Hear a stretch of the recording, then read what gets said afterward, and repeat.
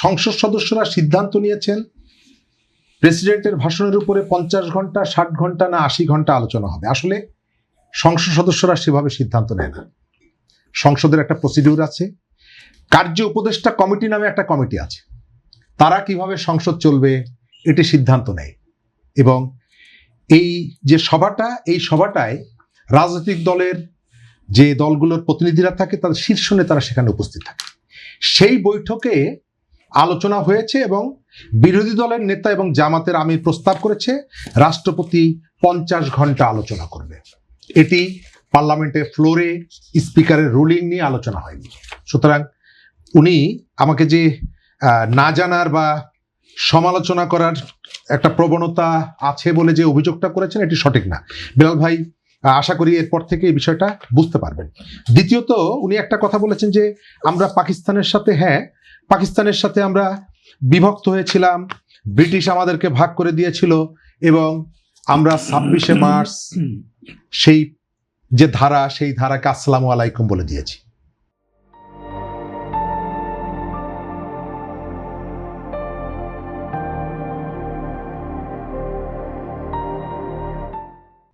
এরপরে বাংলাদেশে ওই যে 47-এর যে বিভক্তি, সেই বিভক্তি আর কোনো কিছু ম্যাটার করে না।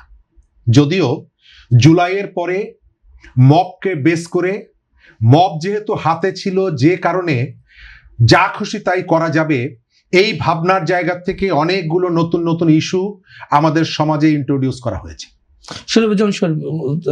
ডক্টর বিলাল বলছিলেন যে 47-এর ভাগের কথা, আমি ওইটাই, আমরা আর কি 47-এর ভাগের প্রসঙ্গ এখন এনে কি পাকিস্তানকে স্বাগত জানাচ্ছি? আমি তো ওইটাই তাকে বললাম যে যদি আমরা পাকিস্তানের সাথে না থাকতাম তাহলে স্বাধীনতা যুদ্ধ হতো না। এটা ঘুরিয়ে ফিরিয়ে 71কে প্রশ্ন করা, উদ্দেশ্য নিয়ে প্রশ্ন করা, এটা ঘুরিয়ে ফিরিয়ে উদ্দেশ্য নিয়ে প্রশ্ন করা যে ভারতের সাথে পাকিস্তানের গন্ডগোল ছিল, সেই কারণে তারা আমাদেরকে সাপোর্ট করে আমাদেরকে স্বাধীন করে দিয়েছে। না, ভারত সমর্থন না করলেও বাঙালি 1000 বছর পরে হলেও স্বতন্ত্র আবাসভূমির জন্য লড়াই করত। 25শে মার্চ যদি পাকিস্তানি বাহিনী আক্রমণ নাও করত, এই বাঙালি একসময় না একসময় স্বাধীনতার জন্য অস্ত্র হাতে তুলে নিত। যারা এই কথাগুলো বলে তাদের আসল উদ্দেশ্যটা হচ্ছে যে যখনই সুযোগ পাবো একটু মুক্তিযুদ্ধকে একটু খোঁচা দিলাম। আমি 71 সালের 17 এপ্রিল মুজিবনগর সরকারের যে ঘোষণা, যে ডিক্লারেশন, সাম্য মৈত্রী স্বাধীনতার যে কথা, ওই ভাষ্যের ভেতর থেকে আপনি পাকিস্তানকে আসসালামু আলাইকুম দিয়ে দিয়েছেন। সুতরাং 47-এর পাকিস্তানের ওই যে ভূত, সেই ভূত টানার কোনো প্রয়োজন নেই। যদি আপনার মনের মধ্যে এক ধরনের প্রেম যদি থাকে, প্রেম আসলে এমন একটা বিষয় চাইলেও অনেক সময় ভুলে যাওয়া যায় না। প্যারে পাকিস্তান, হ্যাঁ, এইটা আছে এবং আপনি গত 1.5 বছর সেটি দেখেছেন বিভিন্ন জায়গায়। ইকবালের মৃত্যুবার্ষিকী পালন করা, জিন্নার জন্মবার্ষিকী পালন করা, কাওয়ালির আয়োজন করা, এগুলো হচ্ছে ওই যে পাকিস্তান প্রেম, ওই যে 47কে সুযোগ পেলেই 71-এর সামনে এসে দাঁড় করিয়ে দেওয়া, ওই কনসেপ্ট থেকে এই কাজগুলো করা হয়েছে। আপনি যে প্রশ্নটা করেছেন, আশরাফ ভাই যে ব্যাখ্যাটা দিয়েছেন, আমি এটিকে ইগনোর করছি না। আমাদের এখানে আসলে কিন্তু কতগুলো রেসপন্সিবিলিটি থাকে।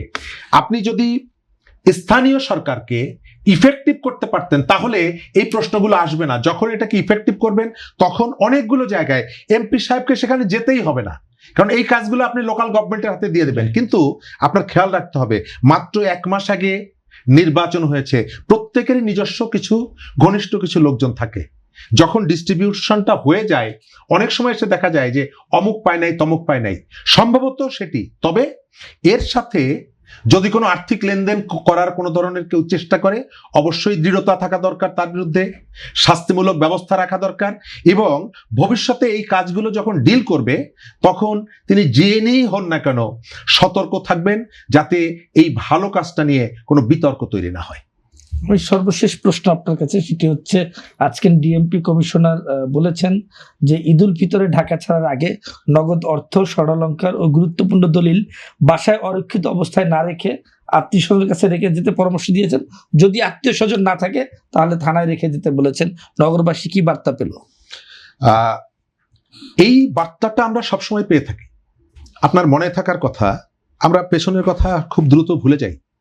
অ্যাডভোকেট সাহারা খাতুন যখন স্বরাষ্ট্রমন্ত্রী, তিনি কিন্তু বলেছিলেন ডাবল তালা মারবেন। এটি নিয়ে আমরা অনেক ঠাট্টা মশকরা করেছিলাম, কিন্তু এটি তো অস্বীকার করা যাবে না যে এখানে যেমন অপরাধীরা আছে, আবার পুলিশেরও কিন্তু সীমাবদ্ধতাটা আছে। নিউ ইয়র্ক শহরেও কিন্তু প্রতিদিন নানা রকমের অপরাধমূলক কর্মকাণ্ড হয়।